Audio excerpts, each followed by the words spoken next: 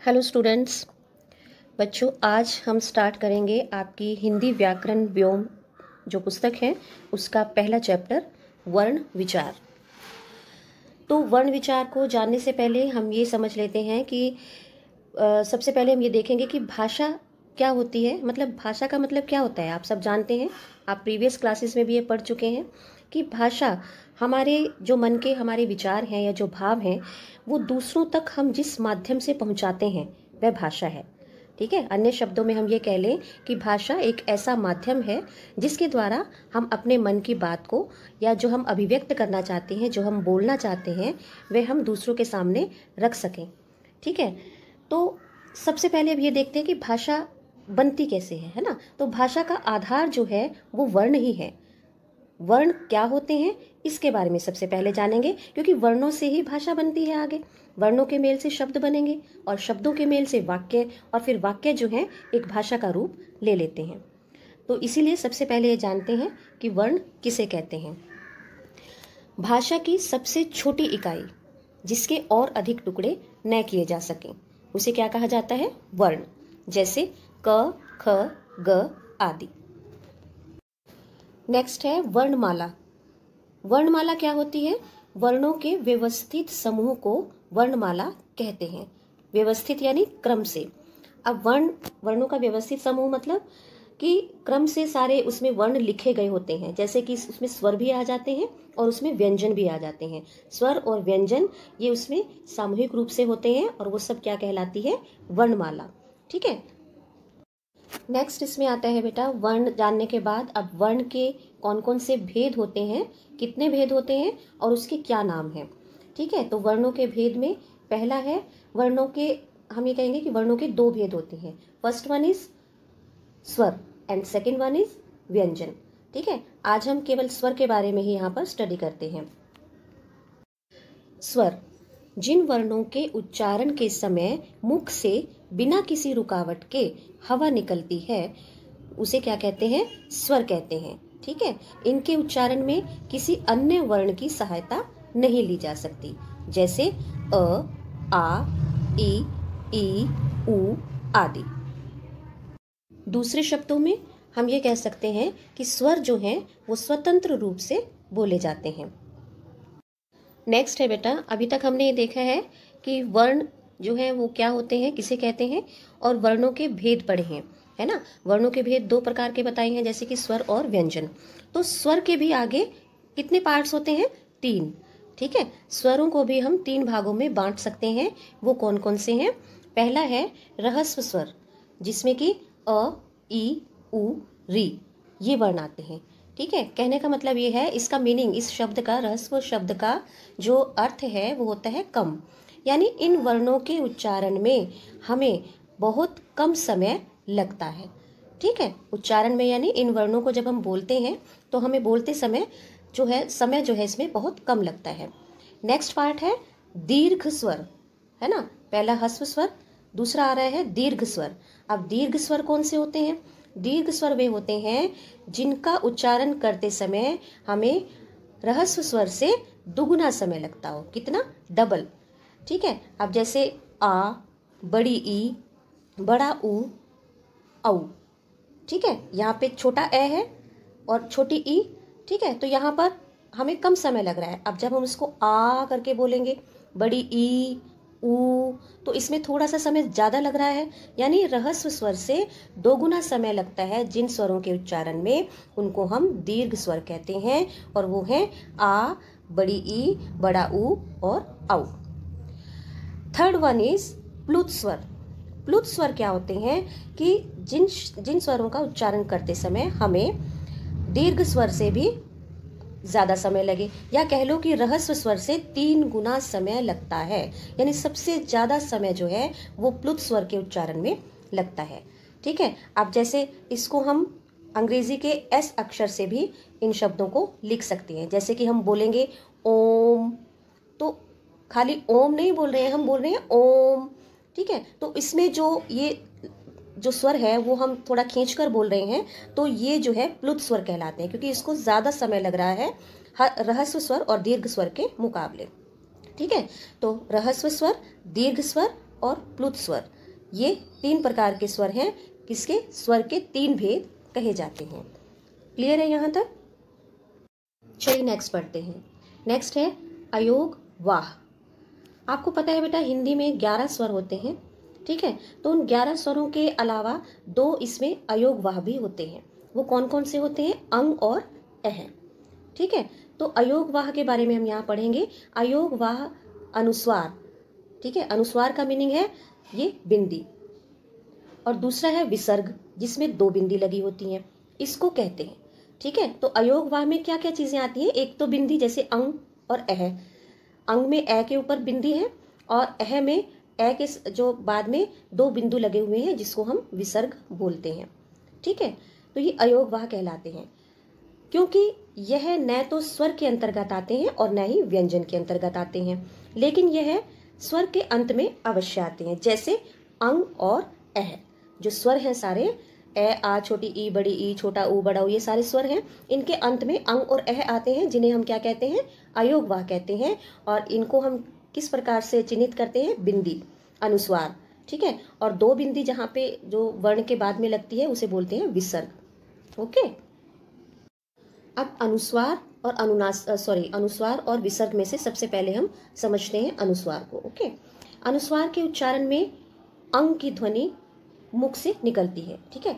बिंदी की आवाज आती है, अंग की ध्वनि ये मुख से निकलती है। और हिंदी में लिखते समय इसका प्रयोग शिरोरेखा के ऊपर बिंदु लगाकर किया जाता है। शिरोरेखा यानी जैसे आप कोई शब्द लिख रहे हैं, उसको जो ऊपर आप एक लाइन खींचते हो वो शिरोरेखा होती है, जो शब्दों को बांधने का काम करती है, ठीक है। तो यानी इसका प्रयोग शिरोरेखा के ऊपर बिंदु लगाकर किया जाता है। इसका प्रयोग अ जैसे किसी स्वर की सहायता से ही संभव हो सकता है, जैसे संभव, स के ऊपर बिंदी। ओके, नेक्स्ट आता है अनुनासिक। जिन स्वरों का उच्चारण मुख और नासिका दोनों से होता है उन्हें अनुनासिक स्वर कहते हैं। जैसे कि चंद्र बिंदु, चंद्र बिंदु को अनुनासिक बोला जाता है और जो बिंदी है उसको बोला जाता है अनुस्वार। ये ध्वनियां वास्तव में स्वरों के गुण हैं, ठीक है। अब जैसे हंस है के ऊपर चंद्र बिंदु, चांद च के ऊपर चंद्र बिंदु। तो कहने का मतलब ये है कि अनुनासिक चंद्र बिंदु को कहा जाता है। एक और चीज आपको यहाँ पर ध्यान देनी है बेटा कि अनुनासिक की जगह अनुस्वार और अनुस्वार की जगह अनुनासिक के प्रयोग से शब्दों के अर्थ में अंतर आ जाता है। वह कैसे आता है? जैसे अब यहाँ पे हम लिख रहे हैं कि हंस, हंस यानी हंसने की क्रिया, ये कोई हंस रहा है। और अगर हम इसी को बोले कि हंस है के ऊपर बिंदी या अनुस्वार लगा दे तो हंस वो एक पक्षी को कहा जाता है। तो दोनों में अंतर हो गया। नेक्स्ट पॉइंट आपका आता है आगत ध्वनि। अब हम ये समझेंगे आगत ध्वनि किसे कहते हैं। हिंदी में अंग्रेजी तथा उर्दू भाषा के शब्द निरंतर प्रवेश कर रहे हैं, किंतु उनका शुद्ध उच्चारण करने के लिए हिंदी में लिपि चिन्ह नहीं है। इसलिए उनको शुद्ध रूप में लिखने के लिए हिंदी के व्यंजनों के नीचे एक बिंदु लगाया जाता है। यह जो नीचे बिंदु लगाया जाता है उसे हम नुक्ता कहते हैं, ठीक है। व्यंजनों के नीचे जो बिंदु लगता है उसको क्या कहा जाता है? नुक्ता कहा जाता है। जैसे कि परंपरागत वर्ण क, ख, ग, ज, फ और मुक्ता प्रयुक्त करके विकसित किए गए जो वर्ण हैं वो क्या बन जाएंगे? क, ख, ग, ज, फ, ठीक है। नेक्स्ट है अर्धचंद्राकार। अब हम इसके बारे में पढ़ेंगे। ये बेटा थोड़ा सा मिलता जुलता है चंद्र बिंदु से, ठीक है, किंतु इसमें केवल अर्ध चंद्र बनाना है। अर्ध यानी आधा, चंद्र यानी चांद की तरह, जैसे चांद होता है उसी तरह से इसको हमें आधा चांद की तरह बनाना है, किंतु इसमें बिंदी नहीं लगेगी, अनुस्वार उसके साथ नहीं लगेगा, क्योंकि वो चंद्र बिंदु कहलाता है। ये है केवल अर्धचंद्राकार। इसका प्रयोग हम कहाँ करते हैं ये सुनते हैं। हिंदी भाषा में अंग्रेजी भाषा के कई शब्दों का प्रयोग किया जाता है, ठीक है। इनमें कुछ शब्दों में प्रयुक्त होने वाली ध्वनि हिंदी से भिन्न है, अलग है। यह ध्वनि आ तथा ओ के बीच की ध्वनि है, ठीक है। इसलिए हिंदी में इसके शुद्ध उच्चारण तथा लेखन के लिए अर्धचंद्राकार नामक चिन्ह विकसित किया गया है। और ये चिन्ह आप देख रहे हैं कि इसको इस तरह से बनाना है, आधे चांद की तरह से। अब इसके लिए उदाहरण जैसे मैं बताऊं आपको, इंग्लिश के जो शब्द हैं जो हिंदी में भी एज इट इज लिखे जाते हैं, जैसे डॉक्टर है, तो डॉक्टर को लिखते समय हम डा के ऊपर अर्धचंद्राकार बनाएंगे, उस पर बिंदी नहीं डालेंगे, वो डॉक्टर हो जाएगा। उस पर बिंदी ना लगा के हम केवल अर्धचंद्र बनाएंगे। और जैसे चौक, ठीक है, तो ये इंग्लिश के जो शब्द हैं जब हम इनको हिंदी में लिखते हैं तो इसमें ओ की साउंड देने के लिए हमें अर्धचंद्राकार ऊपर लगाना होता है। रहे हैं व्यंजन। सबसे पहले जानते हैं व्यंजन किसे कहते हैं। जिन वर्णों का उच्चारण स्वरों की सहायता से किया जाता है वो व्यंजन कहलाते हैं। स्वर रहित व्यंजन को दर्शाने के लिए हलंत का प्रयोग करते हैं। इनकी संख्या 33 है। स्वर रहित यानी स्वर के बिना, यानी ऐसा वर्ण जिसमें स्वर नहीं होता उसको हम नीचे हलंत लगाकर दर्शाते हैं। दूसरे शब्दों में हम ये कह सकते हैं कि इसका तात्पर्य यह हुआ कि व्यंजनों का उच्चारण हम बिना स्वरों के नहीं कर सकते हैं। अब जिस प्रकार से हमने स्वरों के 3 भेद पढ़े थे, ह्रस्व स्वर, दीर्घ स्वर और प्लुत स्वर, उसी प्रकार से व्यंजन के भी 3 भेद होते हैं। वो कौन कौन से होते हैं? स्पर्श व्यंजन, अंतस्थ व्यंजन और ऊष्म व्यंजन। आइए थोड़ा सा इसको डिटेल से जान लेते हैं। अब है स्पर्श व्यंजन। जानते हैं हम जिन व्यंजनों को उच्चारण के समय मुख के विभिन्न भागों जैसे कि कंठ, तालु आदि स्थानों पर जीभा के विशेष स्पर्श से बोला जाता है, उन्हें क्या कहा जाता है? स्पर्श व्यंजन। ठीक है, स्पर्श यानी जिसका शाब्दिक अर्थ होता है छूना। ठीक है, यानी जब हम इन वर्णों का उच्चारण करते हैं तो हमारे जो मुख के ये भाग हैं जैसे कि कंठ, तालु, ठीक है, तो इनकी सहायता से या इनको स्पर्श करते हुए इन वर्णों का उच्चारण किया जाता है। और उच्चारण के स्थानों पर ही इसी आधार पर हम इनको 5 भागों में भी बांटते हैं, जैसे कि कवर्ग, चवर्ग, टवर्ग, तवर्ग, पवर्ग। ओके, नेक्स्ट हमारा आता है अंतस्थ व्यंजन।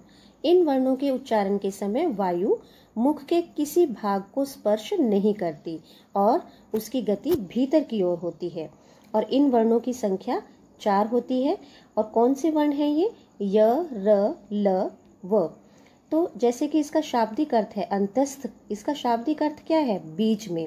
ठीक है, अंतः का अर्थ है कि बीच में। ठीक है, स्थ यानी स्थित होना, यानी ऐसे अक्षर जो कि व्यंजनों और स्वरों के बीच में स्थित होते हैं उन्हें हम अंतस्थ व्यंजन कहते हैं। जो संख्या में कितने होते हैं? 4 होते हैं। आप अपने हथेली को सामने रखकर इसका प्रैक्टिकल में आप कर सकते हो और इन वर्णों का जब आप उच्चारण करेंगे तो आपको अपने आप ही लगेगा कि वायु जो है वो मुख के किसी भी भाग को स्पर्श करके नहीं आती है बल्कि मुख के अंदर ही रहती है। और नेक्स्ट पार्ट आता है इसका ऊष्म व्यंजन। ये कौन से होते हैं? इसका शाब्दिक अर्थ क्या है? ऊष्म यानी गर्म, यानी जिन वर्णों के उच्चारण में मुंह से हवा बाहर निकले और हल्की सी सीटी की आवाज आए, ठीक है, उन वर्णों को हम ऊष्म वर्ण कहते हैं। तो ये भी संख्या में कितने होते हैं? 4 होते हैं। ठीक है, या हम ये कह सकते हैं कि इन वर्णों के उच्चारण के समय वायु की रगड़ से मुख से ऊष्मा निकलती है। ठीक है ना, तो वो ऊष्म व्यंजन कहलाते हैं। इन वर्णों को जब हम बोलेंगे तब आप स्वतः ही ये जान पाओगे कि इससे हमें हमारे मुख से जो है गर्म हवा जो है वो निकलती है, जैसे कि श, श, स, ह। तो उच्चारण करके आप देखेंगे तो आपको इसकी जो है पहचान हो जाएगी कि ये ऊष्म व्यंजन हम बोल रहे हैं। नेक्स्ट आ जाता है संयुक्त व्यंजन। ठीक है, संयुक्त व्यंजन किसे कहते हैं? जहां 2 अथवा 2 से अधिक व्यंजन आपस में मिल जाते हैं तो उन्हें क्या कहा जाता है? संयुक्त व्यंजन कहा जाता है। तो हमारी हिंदी की जो देवनागरी लिपि है उसमें उसके अनुसार हम बताएंगे कि जब 2 व्यंजन आपस में मिल जाते हैं तो इनका रूप भी बदल जाता है। ठीक है, और इनको लिखा भी अलग तरह से जाता है। जैसे कि यहाँ पे दिया हुआ है एग्जाम्पल, ये भी 4 ही होते हैं। संयुक्त व्यंजन भी संख्या में कितने होते हैं? 4 होते हैं। अंतस्थ व्यंजन भी संख्या में 4 होते हैं। और जो स्पर्श व्यंजन हमने पढ़े थे वो क से म तक सभी स्पर्श व्यंजन कहलाते हैं। तो संयुक्त व्यंजन में आ जाइए, जैसे क हलंत और धन श, धन यानी प्लस। ठीक है, तो ये क्या बन जाता है? क्षय। क्षय क्षत्रिय वाला। तो इसी तरह से ये दो जो वर्ण लिखे हुए हैं अलग अलग, इनको जब हम जोड़ते हैं, संयुक्त यानी ज्वाइन करते हैं, इनको ज्वाइन करके या जोड़कर जो अलग एक वर्ण बनता है वो क्या कहलाता है? संयुक्त व्यंजन कहलाता है। ठीक है, जैसे कि कौन कौन से होते हैं ये पूछा जा सकता है एग्जाम में कि संयुक्त व्यंजन कौन कौन से होते हैं। तो आप बताओगे क्षय, त्रय, श्रेय और गय। और ये किस प्रकार से बनते हैं ये भी आप यहाँ से ध्यान से देखेंगे कि इनका जो पहला रूप होता है वो क्या होता है, उसके बाद ये कैसे क्षय बनता है। ओके, नेक्स्ट आता है द्वित्व व्यंजन। जब दो समान व्यंजनों का प्रयोग एक साथ किया जाता है, ठीक है, तो वो क्या कहलाते हैं? द्वित्व व्यंजन कहलाते हैं। इसमें क्या होता है कि पहला वर्ण जो है वो आधा आता है और दूसरा वर्ण जो है वो पूर्ण होता है। जैसे कि एग्जाम्पल के लिए कच्चा, धक्का, पत्ता, गत्ता।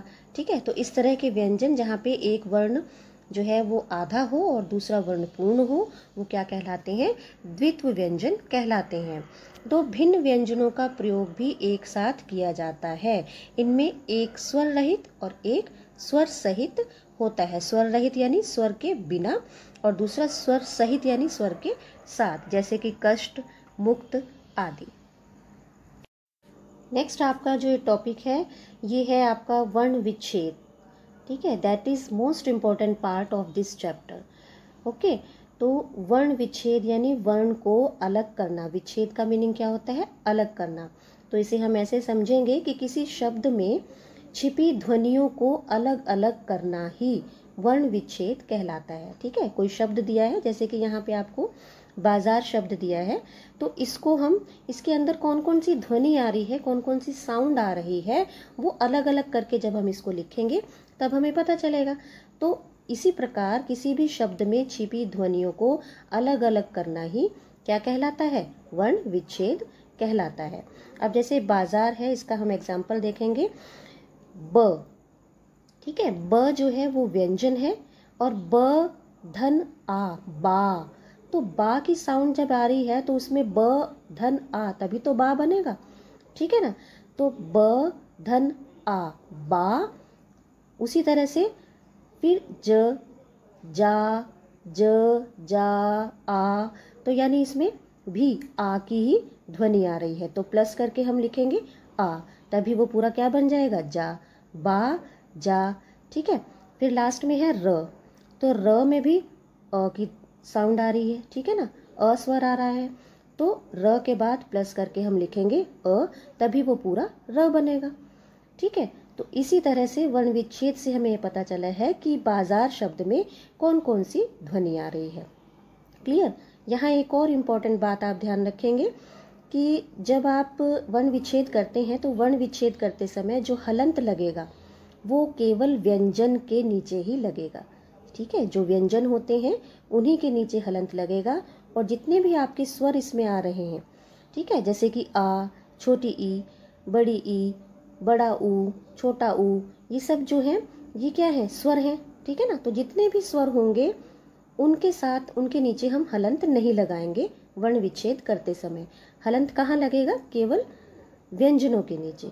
ठीक है, ये बहुत ही इंपॉर्टेंट है ये चीज़, इस चीज़ को ध्यान रखना, वरना आपका वर्ण विच्छेद गलत हो जाएगा। व्यंजन के नीचे हलंत लगेगा और स्वर के नीचे हलंत नहीं लगेगा। स्वर कौन कौन से होते हैं आपको पता है? हिंदी वर्णमाला में जो जो स्वर होते हैं, ए, आ, ई, छोटी ई, बड़ी ई, छोटा ऊ, बड़ा ऊ, ये सब क्या है? स्वर हैं। तो इन सब के नीचे हम जो है हलंत नहीं लगाएंगे।